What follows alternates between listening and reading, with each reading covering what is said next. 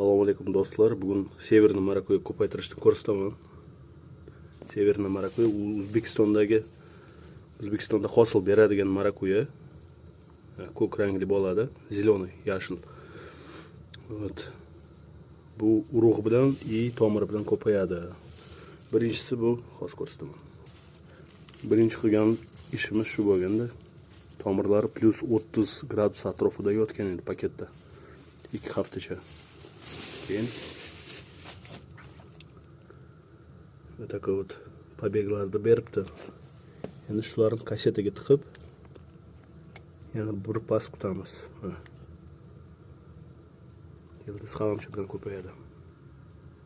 Bo'ldi, endi kasetaga ekilgandan keyin bir haftada уже chiqib qolishni boshlaydi. Tomirlar ko'rinib turibdi даже. Ko'klari. Endi tuprog'iga kelsak, tuprog'ida perlit va torf bor. Boshqa hech nima yo'q. 50 ga 50 aralashtiryapman. Ham namligini ushlaydi, ham mokr nima deydi, shilta bo'lmaydi.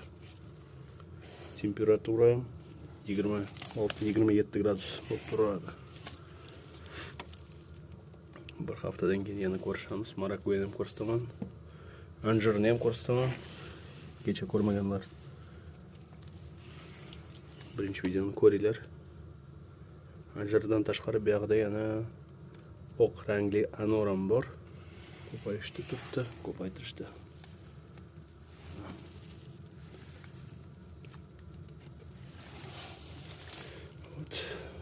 Obuna bo'lamiz. O'zbek tilida yo'q videolarni ko'rsataman. Ko'p narsani ko'paytirishda o'rgatib olaman.